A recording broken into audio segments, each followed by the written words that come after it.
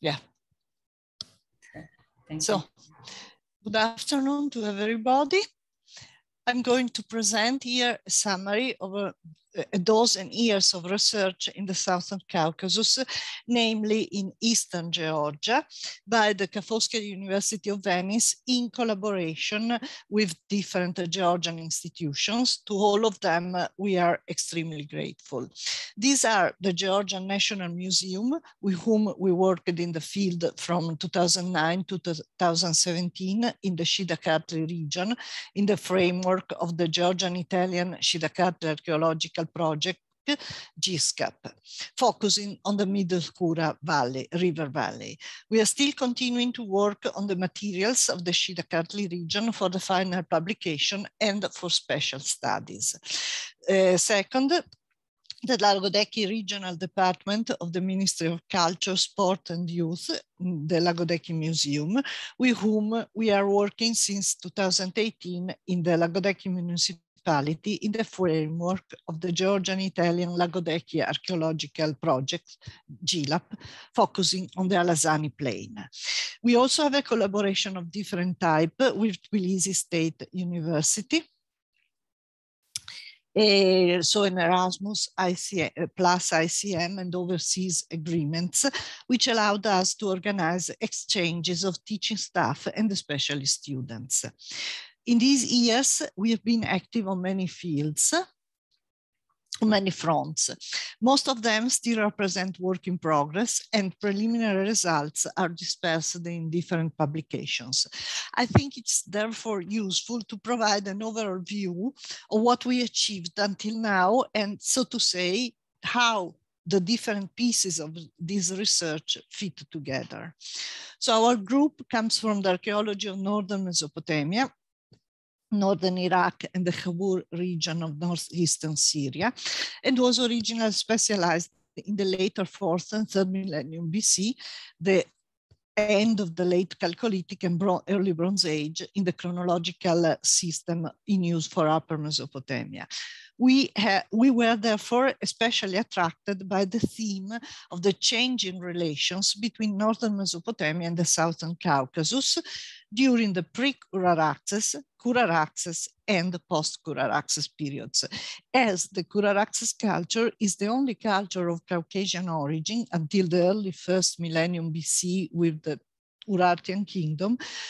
So the first culture that in its expansion phase came into direct contact with and even sort of penetrated or surrounded, as you can see from the slide, the territory of northern Mesopotamia. We found it therefore interesting to investigate the wider framework of interregional relations, which gave origin to this apparent anomaly and later led to its dissolution. We focused on the Kura Basin in the Shida Kartli province, which previous research had shown to be very rich in sites of these periods, like Quatzkelebik, Zanantgora, Berikl Debi, just to mention a few. And we worked on 3 sites there, all of them located in the central part of the basin at a maximum distance of about 70 kilometers from each other as the crow flies, either directly in the river valley, so Okerakevi and Aradeti Sorgora Doglauri, or a few kilometers to the north of it, Nazargora.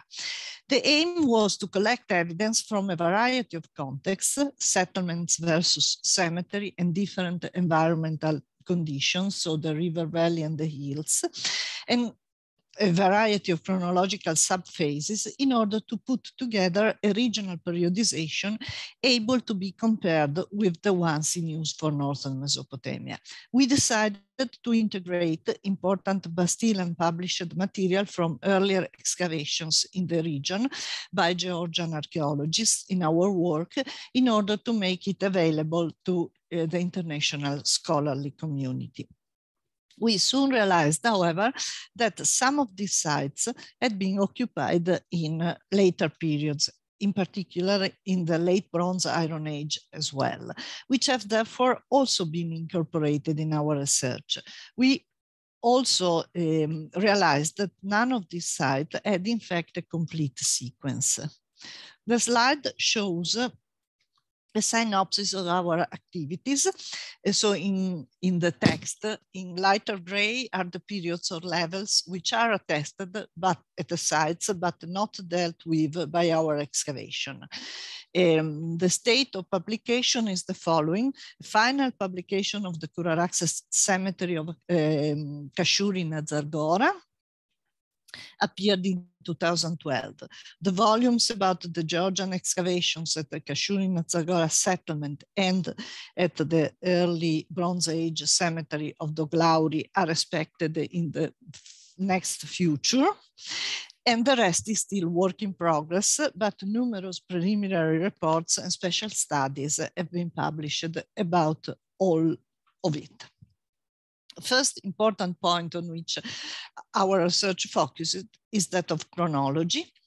As we have often already highlighted, there are major problems both with absolute dates, which are still few, sometimes old and imprecise, and fraught with methodological problems. So sample choice, pretreatment, precision, calibration, and especially modeling of dates.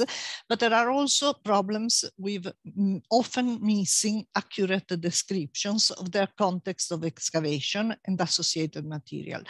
There are, however, equally serious problems with relative chronology, that is, with defining an agreed sequence of archaeological cultures or cultural complexes. This depends on the poor or conflicting definitions of these cultures and of their material correlates, as well as from the dearth or poor control of stratigraphical sequences, and last but not least, terminological misunderstandings. All this not only hinders the creation of a reliable C14 supported chronology, but also makes the synchronization with the neighboring areas difficult. This I already illustrated many times, but it shows how the terminology in use for the Southern Caucasus lies in between the ones used for the Northern Caucasus and the Near East, so that definitions are sometimes misunderstood. So our strategy for tackling this with this complex matter was to produce C14 supported regional periodization, drawing on the results of our investigations on different sites in close interaction between archaeologists and C14's experts. So name Elisabetta Boaretto of the Weizmann Institute of Science in Israel, through sample collection by C14 specialists on the field, precise on-site context characterization, careful a posteriori selection of samples to be dated. So out of more than 500 potential samples collected, we ended up with less than 100 analyzed ones, and then Bayesian modeling of calibrated dates, but also by the archaeologists in particular, a parallel revision of the associated ceramic sequences and precise definition of diagnostic elements. The first results of this complex operation had been recently presented at the international workshop, Time and Cultural Changes in the Southern Caucasus, Where Do We Stand with Absolute Chronology from the Late Chalcolithic to the Iron Age. This took place in Venice in January 2022, and all the contributions can be seen on YouTube at this address if you are interested in details.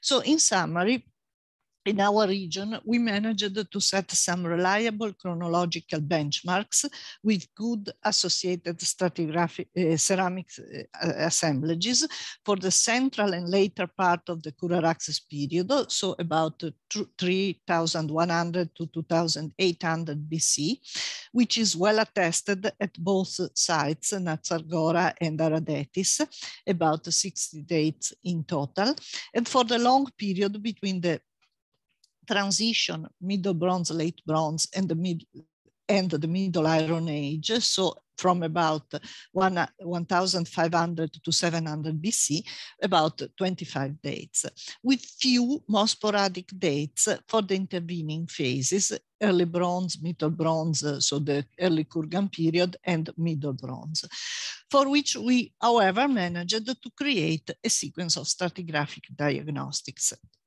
We also better defined, based on compared stratigraphy and quantified ceramic data, the limits between the different cultural assemblages and provided, we hope, a more precise terminology for their descriptions. These are some tables that I will not comment upon about the general C14 dates that we collected. This is the general sequence of the best dates. Some outliers have been not considered. And then this is the Kura-Access sequence. And this is the sequence for the other periods that we are still working on.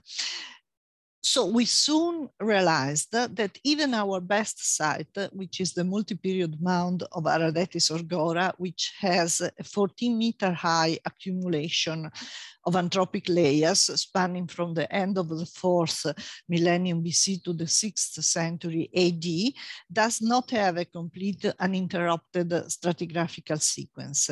Besides well-attested periods, which are these two, Kura-Access and Late Bronze Early Iron Age, there are in fact several short hiatuses, periods of intermittent or sporadic occupation, and phases whose occupation is heavily disturbed.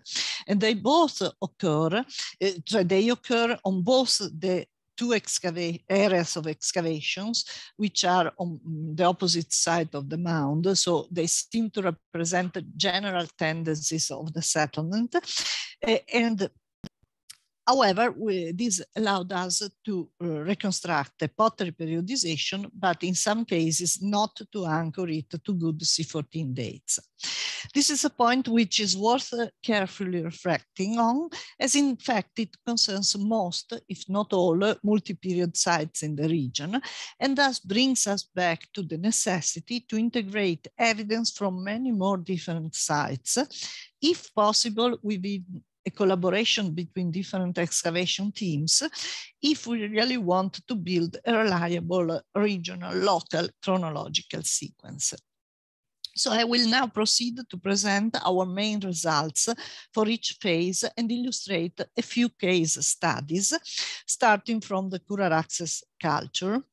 As none of the Shida Kartli site we investigated, we yielded any evidence for earlier, so Chalcolithic occupation.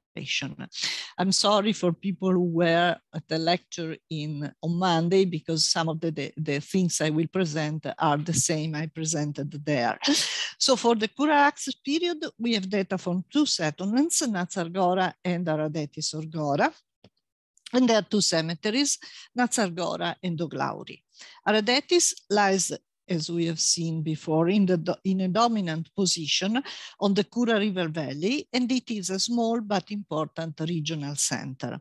There, in Field B, we unearthed a tightly packed 4-meter high sequence of Kura-Access layers with 6 main occupational levels, with phases, which yielded remains of buildings of different shapes and in different building techniques. From phase 6, the first on the virgin soil, came a typical water and daub hut of rounded shape, equipped with a polylobate earth. Phase 4 yielded the most important discovery. So what we interpreted as a small village shrine that was of a rectangular shape with rounded corners. It had a carefully white plastered floor with traces of a clay earth here. And the wall was built of clay, so not bricks or cob, but just clay.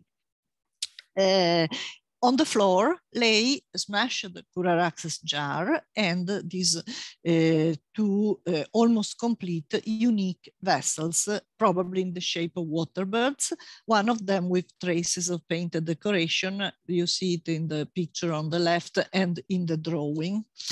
The palynological analysis of their content strongly suggested that these zoomorphic vessels contained wine for ritual purposes, as their spectrum, so the polynic and the palynomorph spectrum, was identical to that of historical and modern homemade wine.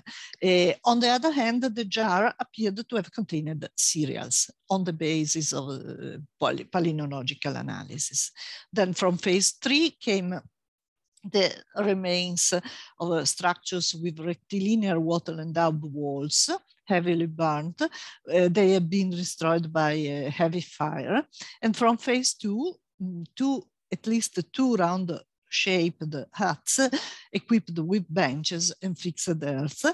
There is an interesting detail that a row of these large stone slabs was standing in vertical position against the outer face of the wall of the first of these huts. And this is a detail that we didn't find any parallel of in the whole Curaraxes architecture repertoire in Shida, Kartli and elsewhere. So I don't know if some colleagues have other examples. The second site is Kashuri in Atzargora, a small mound joined by a flat settled area. This lies on a secondary route leading in northern direction from the Kura Valley to the mountains of the Greater Caucasus, in an area occupied by smooth hills and valleys, mostly developing in east-west direction. Distance from the Kura amounts to 7 kilometers, so it's very near to Aradetis, about 15 kilometers as the crow flies, but the landscape is slightly different. In the 21st, 30th century BC, it was the seat of a short-lived Curaraxes village, only a few decades earlier and partially contemporary with Aradetis. The Curaraxes level was only 50 centimeters thick, extremely disturbed by later pits and foundations, as well as by pervasive bioperturbance. The excavated area yielded a sequence of external surfaces with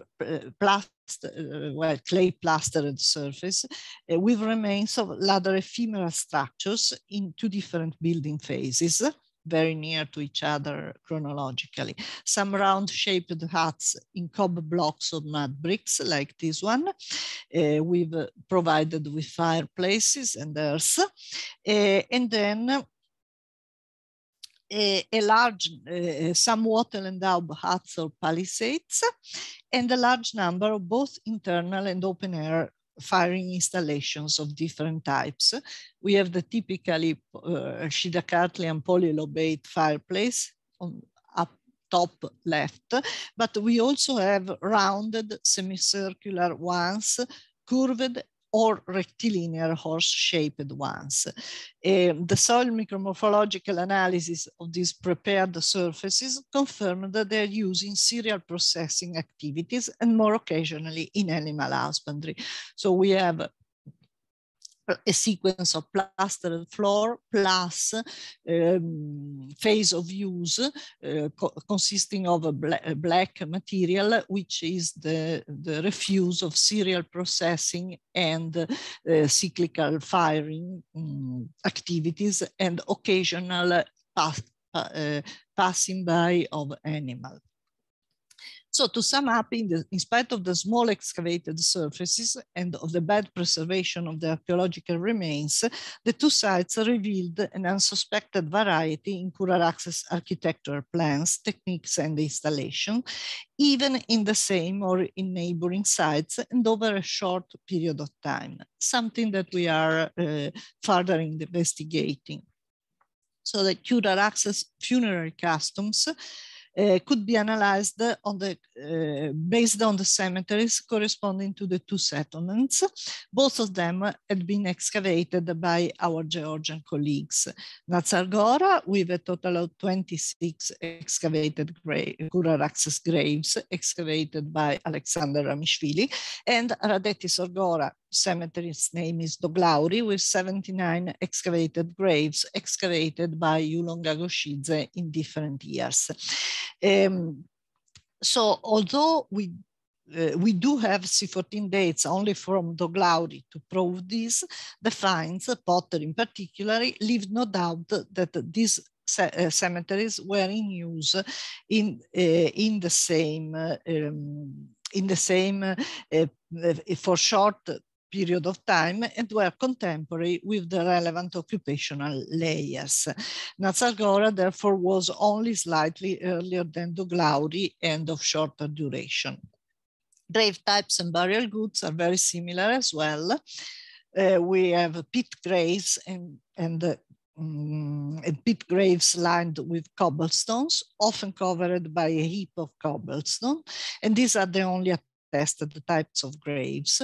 The only significant difference still to be explained is in the very different proportion of individual versus collective graves.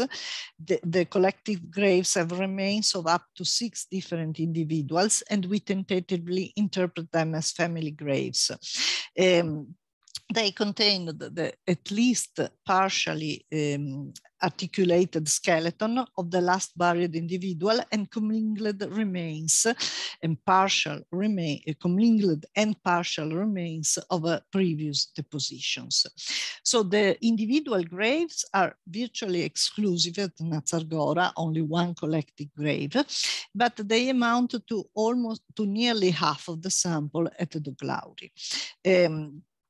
On the contrary, burial goods are quite similar, I would say almost identical, if not for the fact that the assemblage from Doglauri is slightly richer, both in number and in variety of items.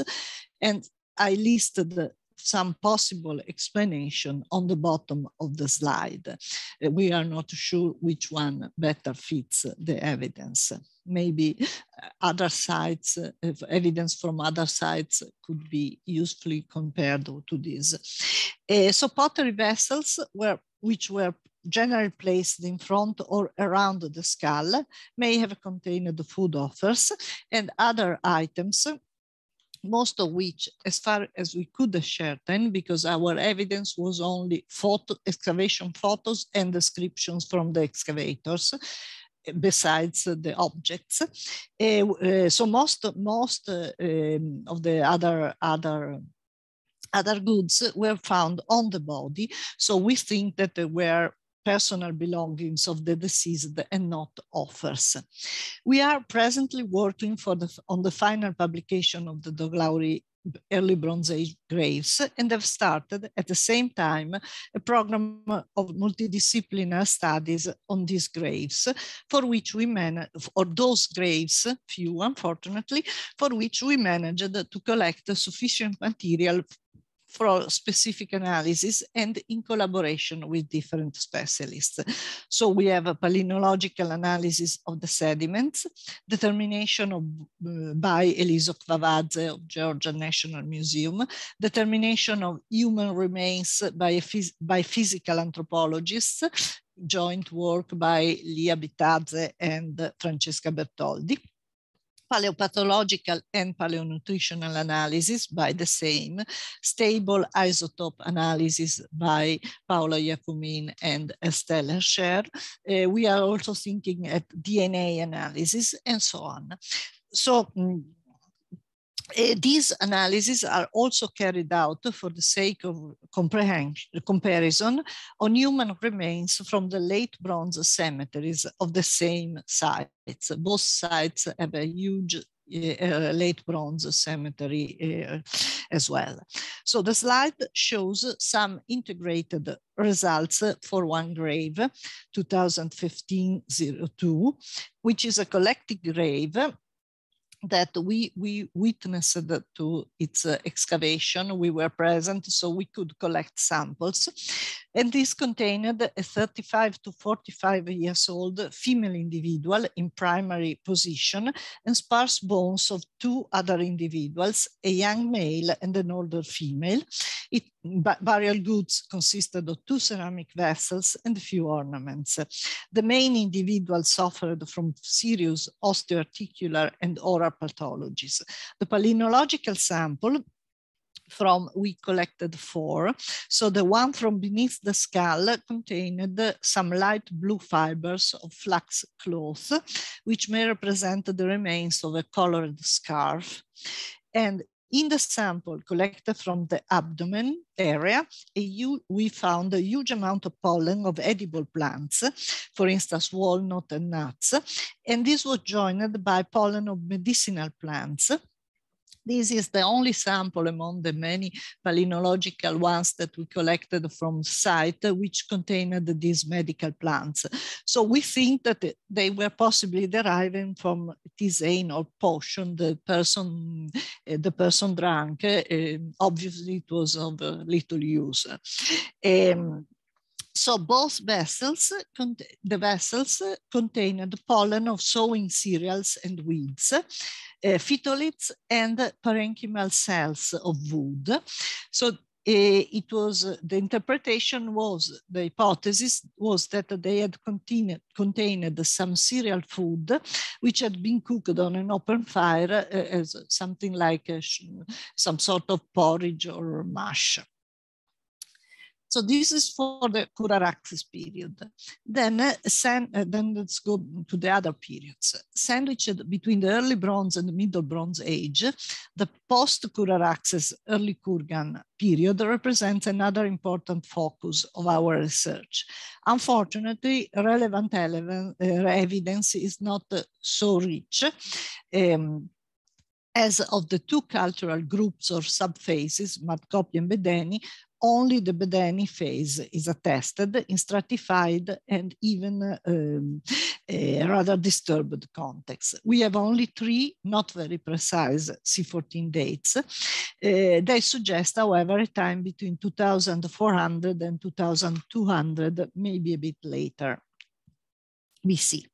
Settlement occupation in this period was present at both settlements, but unfortunately in very poor conditions or explored only over a limited surface. And only 2 burials, one at Okerakevi and one at Lauri, could be attributed to this phase. At Natsargora, after the abandonment of the Kura-Araxes village, there seems to be a hiatus, followed by a Bedeni layer consisting almost exclusively of pits, which cut the Kura-Araxes levels, and in their turn, they are very disturbed by later pits. However, these pits contained, especially the ones which were excavated by Georgians. These are the only 2 that we excavated ourselves, on the left, on the right. So they contained on the right, from material from the Georgian ones. They contained a very good ceramic assemblage of reconstructible vessels of both fine and coarse wares.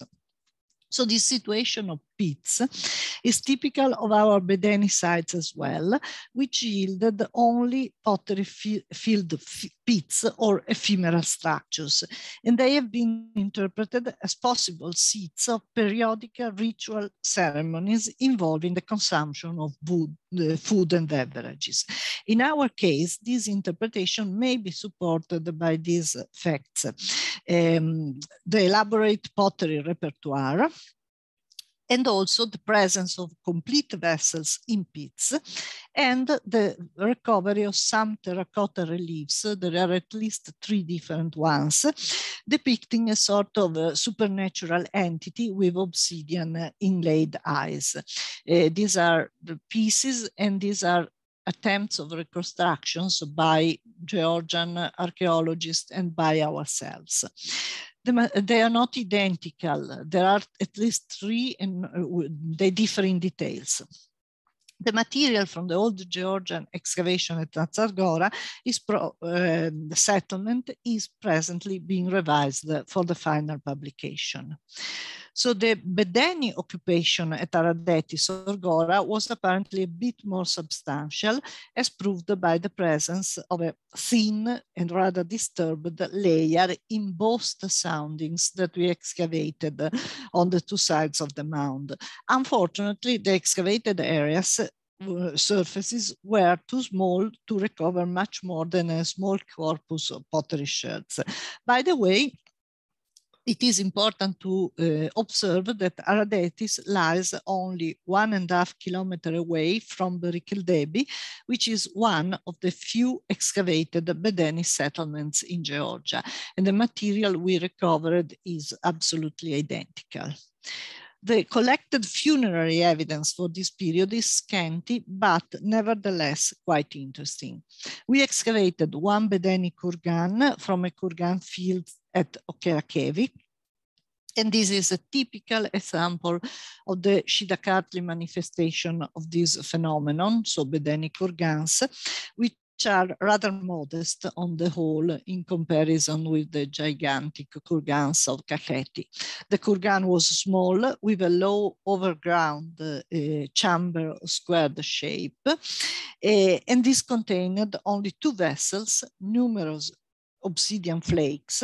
They were also mixed with the cobbled cover, and very few tiny fragments of human bones,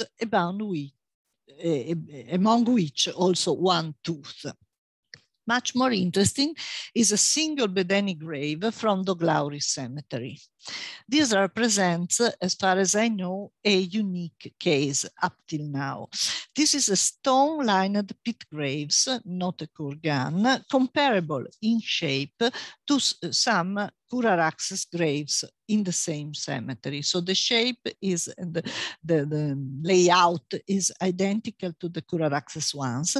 It contained a single individual with a moderately wealthy burial goods, but all of them are characteristic of the Bedeni cultural assemblage. We could unfortunately have collected no C14 sample from this grave because the bones had been dispersed, but we think that there is no doubt that this is not a Kuraraxes grave. In other terms, this shows that in Shida Kartli, at least, the change in burial customs appears to have been more nuanced and gradual than generally admitted, and it included the presence of transitional situations and a certain degree of hybridity. It also confirms that the Aradeti Sorgora site was not completely abandoned in the Bedeni period. So I can conclude my review about the results of the early bronze, middle bronze transitional period by briefly mentioning the archaeometric study of the 2 pottery assemblages that we have recently published.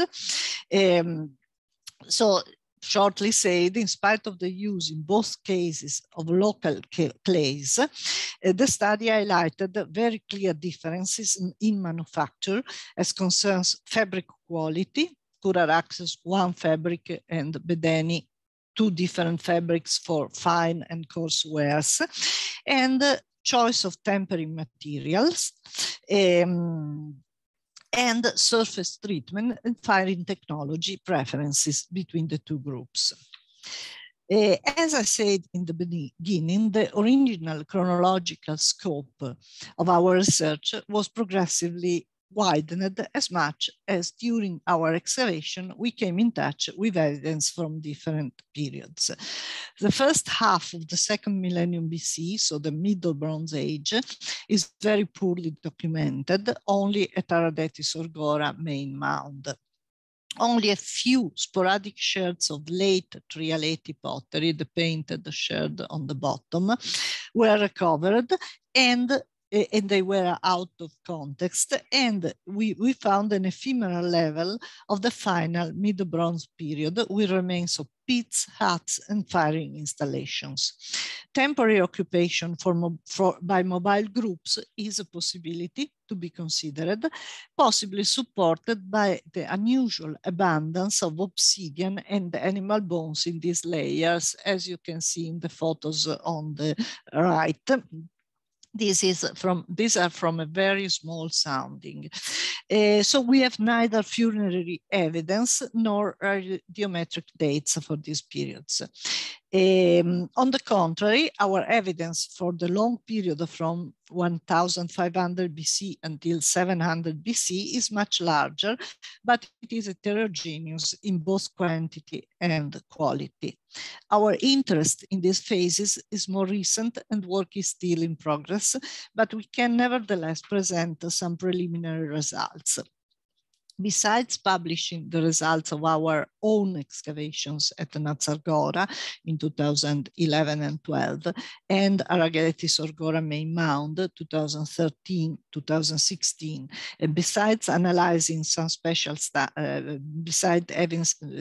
carrying out some special studies that I will show some examples, we are mainly interested in completing the Shida Kartli pottery sequence and C14 supported periodization, and in having a longue durée view on some special issues, such as those of the economic choices of the local population and their relations with the natural environment. For these periods, we are not publishing the result of all Georgian excavations. These are published by Georgian archaeologists, although we are collaborating with them for some special analysis with the Georgian scholars responsible for the publication. So our main issue in these, for these periods, one main issue was defining the features of the different archaeological cultures of the period, so the so-called Chascenzi, Telgori, and Sant'Avro cultures, and the chronological and geographical relation between them. The comparative analysis of the stratified pottery from both excavations area at Aradetis allowed us to set some firm points in a sequence characterized by a strong continuity in ceramic development. So we have now a sequence from Aradetis to whom we anchored the material from the other sites like Okerakevi and Nazargora. So while at Aradetis, while the lower part of the sequence was excavated only in small soundings, for the upper part we have larger exposures, always not very large, but larger, with remains of some structures, mostly terracing walls and external areas equipped with complex open-air firing installations and refuse areas. The resumption of fully settled life in both areas can be dated to the transition between the Middle Bronze Age and the Late Bronze Age, which can be attributed an absolute date between the end of the 16th and the first half of the 15th century BC. While some ceramic types considered characteristic of the late bronze Chascenzi Telgori culture, such as nail-impressed vessel bases, make their first appearance in the transitional phase, we came to the conclusion that the most reliable diagnostic element for the beginning of the new culture is the sharp increase in wheel-made pottery. Within the Chascenzi Telgori culture, we distinguish an early and a mature phase, which is best represented at the site, larger exposure, and extends until the end of the 12th century BC.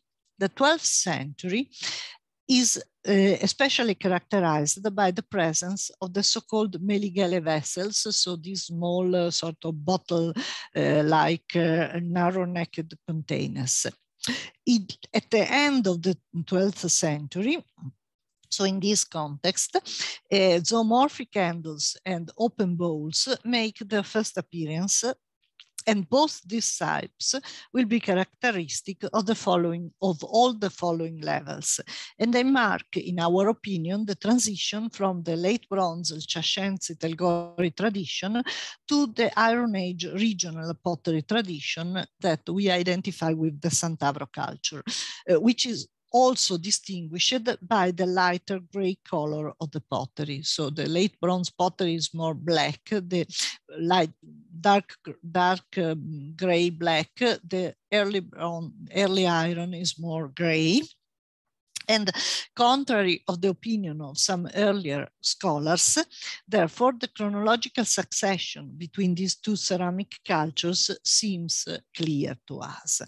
The Iron Age sequence at Aradetis is, however, still unsatisfactory. The earlier part, so the 11th, 10th century BC, although represented, gave very little ceramic and no radiometric dates.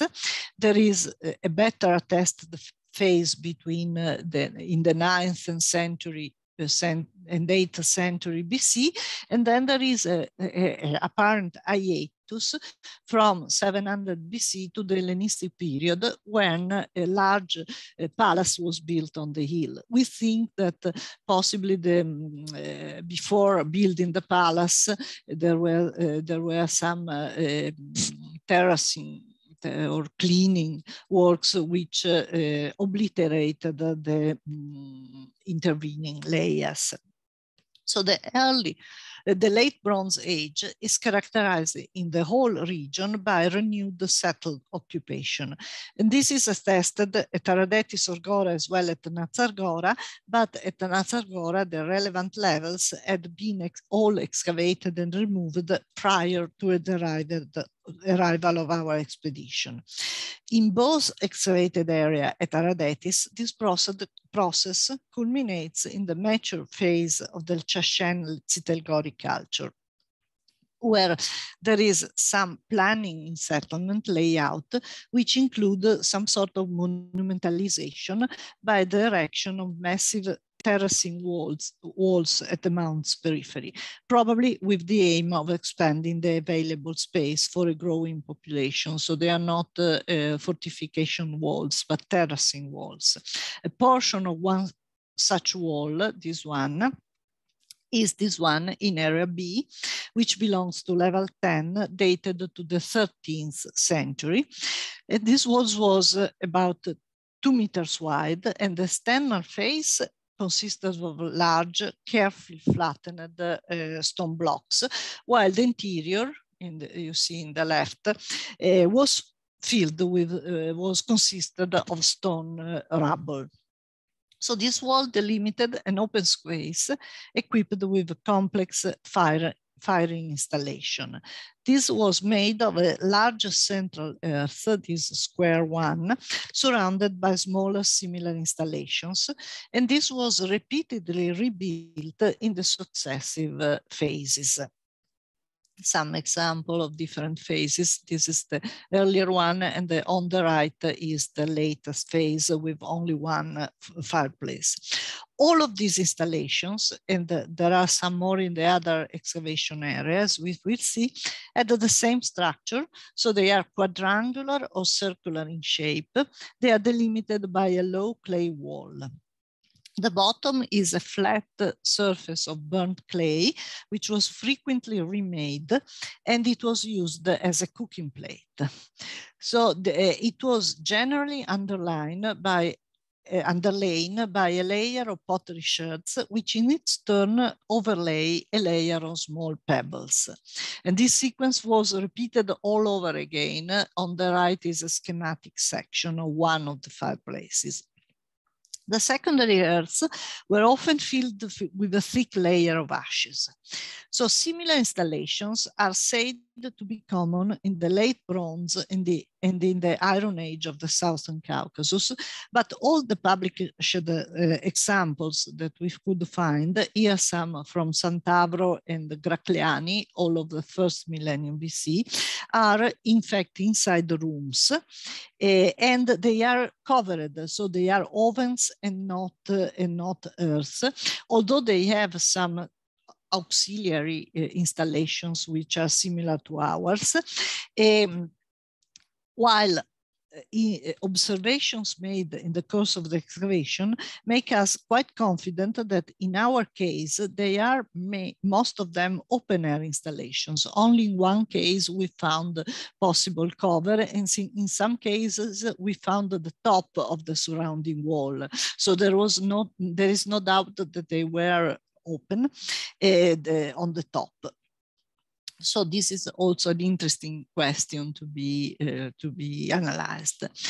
Just to the north of this firing installation in this part, in front of it lay a low quadrangular platform with one step, topped by a small white plastered basin. Is the one in the arrow, the white plaster had been removed. So this is only the preparation in the photo.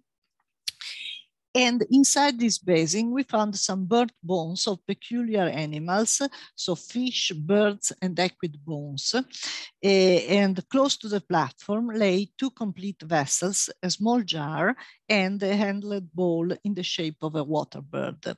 So this suggests a possible ritual function, so that this platform was a sort of altar for sacrifices or something like that, possibly connected with the nearby firing installation. Alternatively, and considering that this area is located at the very periphery of the settlement, this area may represent some sort of neighborhood cooking area. A profane use is more probable for the contemporary remains, firing installation remains unearthed in field A in level 10 on the opposite side of the mound. So here the excavated area included parts of 3 different spaces dedicated to distinct functions. The limits and layout of these spaces slightly changes in the 2 main subphases of level 10, which are in the plans. So this is only one phase. The southwestern part was an open space occupied by an inclined surface abutting the mound's slope, and is occupied by a large number of shallow pits cutting each other. The eastern half of the excavation area was occupied by a large plastered platform of compacted clay. The top whose top was occupied by numerous fire installations similar to the ones that were found in the other excavation area, but here they were joined by some grinding installation. Finally, the space to the northwest was an open area with no formal floor, which contained the superimposed layers of mixed waste, including a remarkably large amount of animal bones and other organic materials, interspersed with thin layers of clay. So they were, each refuse layer was covered by a thin layer of clay. And this was also confirmed by preliminary soil micromorphological analysis. The archaeological analysis of the animal remains revealed that the bones mostly belonged to crania and extremities of the main domestic species, so pigs, bogs, bovides, and caprines. This is a typical feature of deposits which contain the remains of primary butchering activities, which presumably was carried out in a nearby area at the periphery of the settlement before transporting the remaining part of the animal to other places inside the settlements for proper butchery work on them, focusing on the meater skeletal elements. This interpretation is suggested by the good preservation of the bones, which implies that they were deposited and buried fairly rapidly, rather than being allowed to accumulate on the ground surface, where they would have been exposed to physical weathering, such as changes in moisture and temperature and bites by animals and so on. So undoubtedly, the layout of this area suggests activities of food preparation on a scale which exceeds the individual family and suggests some sort of coordination and planning, such as had not been, to our knowledge, observed at other contemporary sites in the vicinities. So therefore, we are continuing our work on firing installations at Aradetis or Gora by trying to join different approaches, among others, soil micromorphology on the left and experimental archaeology on the right. We tried to reconstruct some of these fire earths. We are focusing also on the development of firing installations in the course of the Bronze Age, from the Kurar axis to the late Bronze, in connections with the changing socioeconomical organization of local population. A somehow similar approach aimed at exploring the long-durée evolution of different phenomena from the early Bronze to the late Bronze Iron Age on the same site or territory guided us in other in-progress research. For instance, although we are not going to publish the late Bronze Iron graves of Nazargora and Doglauri, we are collaborating with the Georgian colleagues who prepared the final publication of the graves of these periods by these are examples, by analyzing the human osteological material and by attempting an integrated analysis of data, so to compare pottery and other artifact types and various types of ecofacts coming from settlement and graveyard contexts, and by carrying out C14 determinations. Preliminary results already revealed a significant change in burial customs, as in the late Bronze Age, in contrast to the Kurar axis period, individual burials are the rule for all classes and both sexes.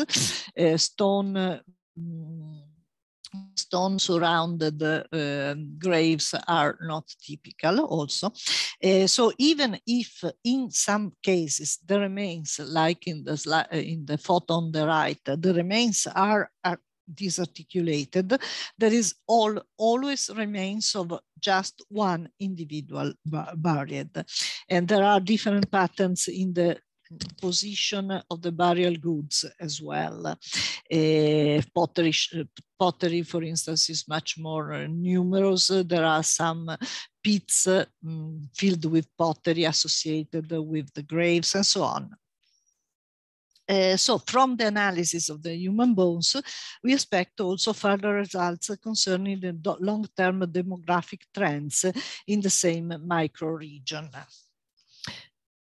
Further studies which integrate material different periods and different sites are those about obsidian provenance.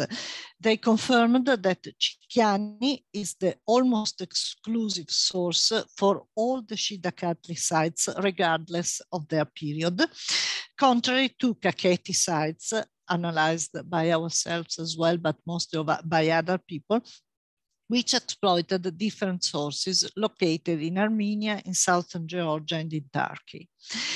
Other work in process is the one about the composition of beads of artificial materials, so-called paste, and pottery fabric. And finally, trace analysis on chipolithics and bone objects, and now macrolithics as well is planned. So beside the standard uses of the tools, such as, for instance, for bone objects, we have already results.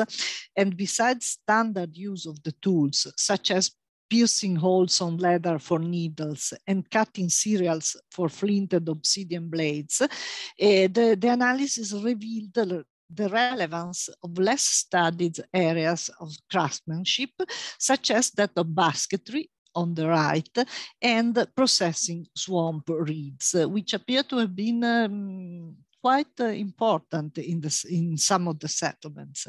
So I would like to conclude this presentation by just briefly summarizing, mentioning the activities of the 2018-2021 seasons, which took place in the framework of the Georgian Italian Lagodecchi Archaeological Project, so the GLAP, which focuses on the Lagodecchi municipality in the area of the Alasani Plain. The project is, in fact, in direct connection with the previous one, as it addresses what happened? Well, it addresses an area in which previous research, what happens? Well, previous research showed the preeminent presence of two phases, the Chalcolithic and the early Kurgan period, for which our documentation in Shida Kartli was especially missing. On the contrary, there is apparently no Kura-Araxes occupation here. So we thus hope, by using the same methodological approach, to integrate both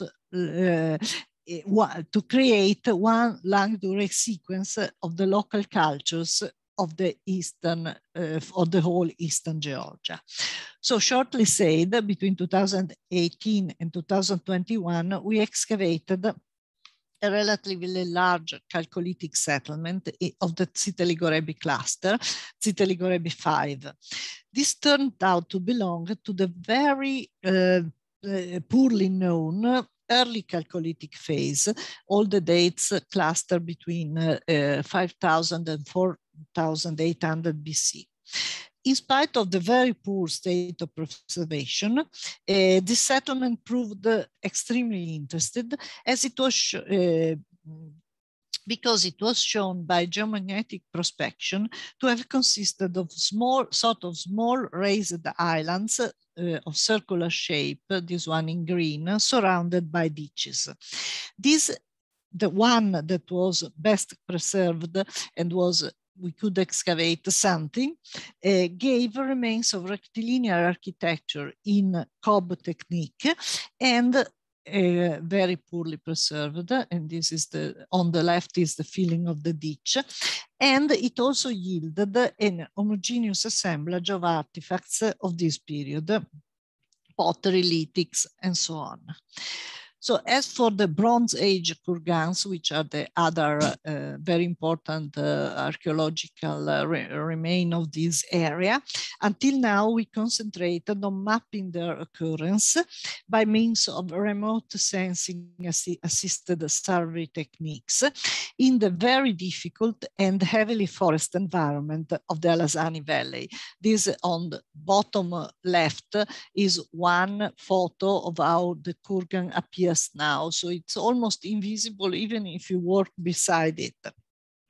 You can see it, you can see most of these kurgans from the satellite images, from vegetation discoloration. And we are trying to visit all of them. We are also carrying out some preliminary work aiming at identifying the possible presence of auxiliary structures, such as ceremonial roads, stone rings, tiny walls, or secondary burials in the proximity of the large kurgans. We don't think we will be able to excavate one of the large kurgans because they are too large for our possibilities. So all these, however, could be the topic for another lecture. And I think I have really already abused enough of your patience, so I prefer to stop my presentation here and leave some time for questions and discussions. There will be a short summary in Georgian by one of the Georgian members of our expedition, Giga Bakradze. So thank you very much for your attention. And here is a list of all the people, starting from the co-directors and especially all the experts to whom I owe the results of the, let's say, special analysis that I have been presenting the results here. So thank you very much for your attention again. And that's all. Thank you, Elena, for the really complete and very interesting talk. And now we can leave the floor to your colleague. Yeah. Thank you, Elena. Yeah. Giga? Yes. So if you would like, I think, yes, there is Levan and Tamar. I don't know who knows very well English. If they would like, I can read, or if then the recording needs to listen someone, then in this case, of course, for sure, I can read in Georgian in any case. So as you would like. Okay, so okay. მოგესალმებით. მე ვარ ერთ-ერთი წევრი იტალიურ-ქართული არქეოლოგიური ექსპედიციის ლაგოდეხში და მე მოგახსენებთ 10 წლიან კვლევას საქართველოში პროფესორი ელენა როვას ხელმძღვანელობით. ვენეციის კაფოსკარის უნივერსიტეტი უკვე 10 წელზე მეტია მუშაობს აღმოსავლეთ საქართველოში, სხვადასხვა ქართულ ინსტიტუტებთან ერთად, როგორიც არის საქართველოს ეროვნული მუზეუმი, ლაგოდეხის მუზეუმი და ამასთანავე თბილისის სახელმწიფო უნივერსიტეტი.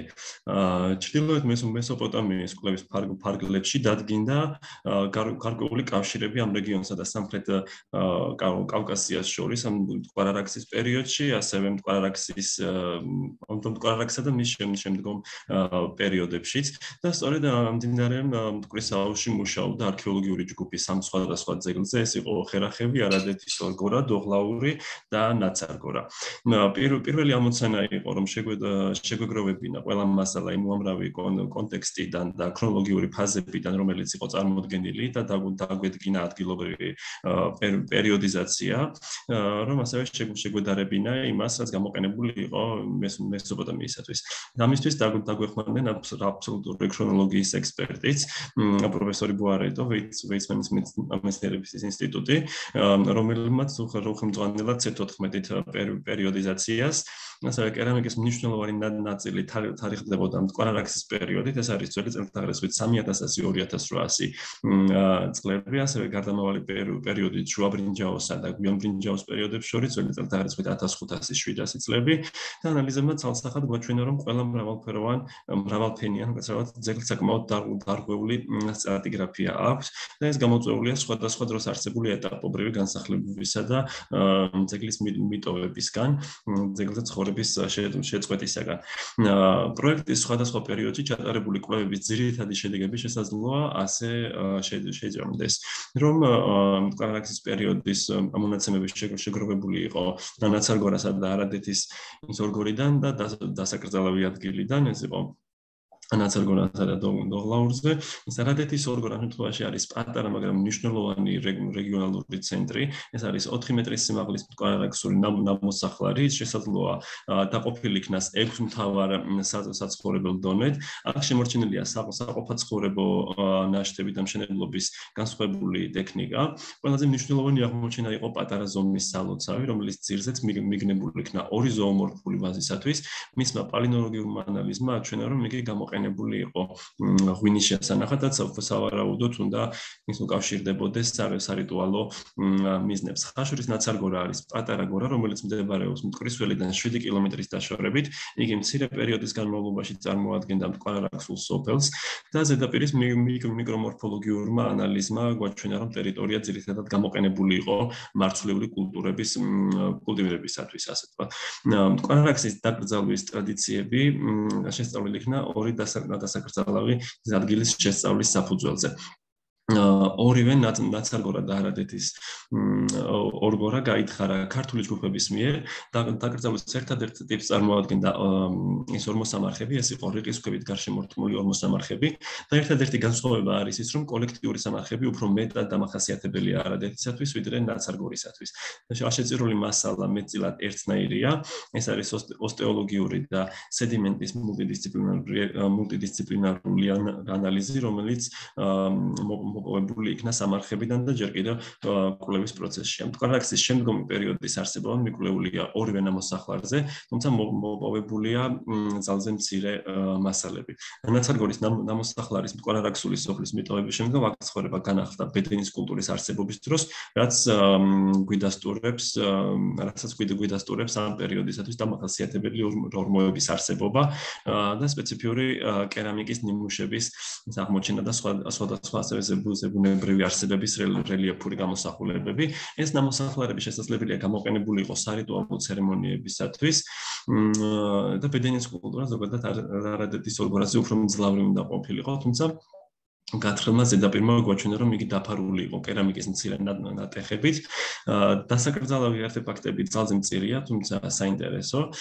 და ხერახებში გათხრილი ასევე პატარა ბედენური ყორღანი, რომელიც ტიპიურია ამ პერიოდის ყორღანებისა.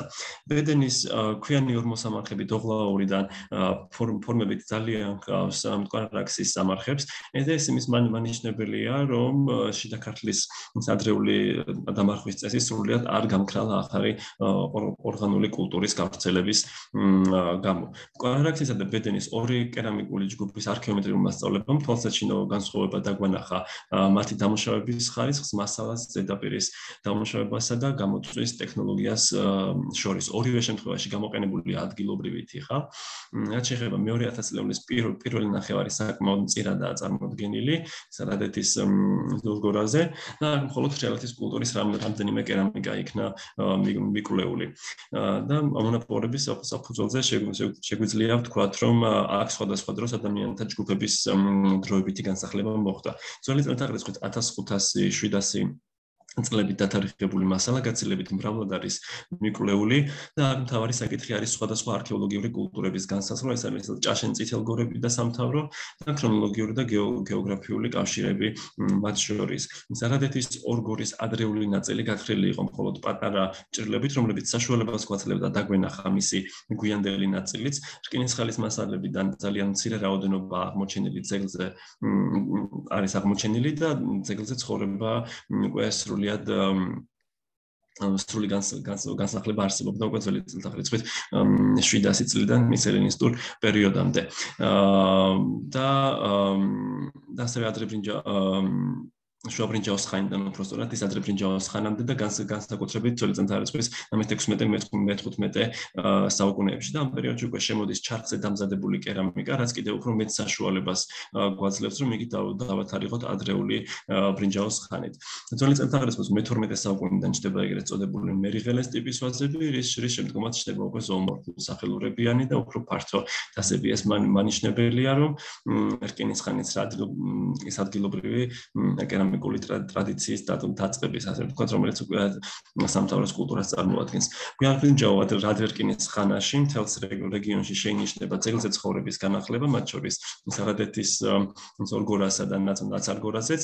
სარადეთის ორგორა ეს პროცესი, ანუ სამგორაზე ეს პროცესი ჭაშენ წითელგორის კულტურის დროს აღწევს კულმინაციას და ამ პერიოდში ხვდებით მონუმენტური არქიტექტურის მაგალითებსაც. მასიურ ტერასულ მშენებლობებს, სახლებში კერების არსებობას და მსგავსი ტიპის სახლები გვიაბრინჯაო ადრერკინის ხანაში გავრცელებულია უკვე სამხრეთ კავკასიაში. ზორიდან ერთი გათხრილი არეა შეიცავდა ფართო პლატფორმებს, რომელზეც განთავსებული იყო ღუმელები, ასევე დიდი რაოდენობით ზედაპირული ორმოები, ღია სივრცეები შეინიშნებოდა, რომლის ზედაფენა იყო არეული და გამოიყენებოდა ასევე სხვადასხვა შინაური ცხოველებისათვის. ეს მივხვდებს იმას, რომ აქ საკვების მომზადება ხდებოდა არა ინდივიდუალურად ოჯახის დონეზე, არამედ უკვე მასშტაბურად და ასევე მიკვლეულია პატარა მოედნისათვის, სადაც აღმოჩენილია სხვადასხვა ცხოველისა თუ ფრინველის ძვლები, რაც გვავარაუდებინებს, რომ ადგილი გამოყენებული იყო სარიტუალო ცერემონიებისათვის. შიდა ქართლში წარმოებული 10 წლიანი ექსპედიციების მულტიდისციპლინარულ მკვლევარებმა შესაძლებლობა მოგვცა დაგვედგინა სხვადასხვა მოვლენის ევოლუცია გვიანბრინჯაოდან ის ადრერკინის ხანამდე, ასეთები იყო გამოსაწვავი ღუმელები, დასაკრძალავი ადგილები და სხვა კვლევები მოიცავდა ობსიდიანის კვლევას, სამკაულისა და კერამიკის დამუშავებას, ქვისა და ძვლის იარაღების კვალის ანალიზს.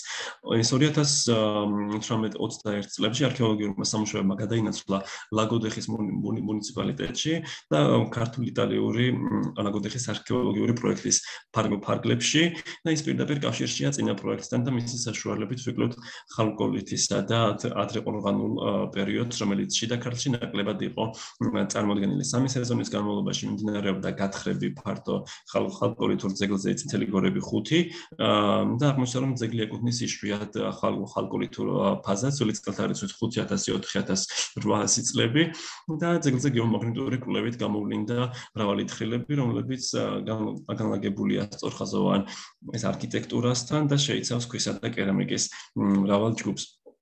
ბრინჯაოს ხანის ყორღანებისთვის ამ ეტაპზე რუკაზე მონიშნული გვაქვს სხვადასხვა ადგილები, რომლებიც დაზვერვების დროს გამოიკვეთა და წინასწარი სამუშაოების ჩატარებისთვის მიზნად ისახავს მათ სიახლოვეს მყოფი სხვადასხვა ნაგებობების შესაძლო არსებობის იდენტიფიკაციას. მადლობა. Thank you.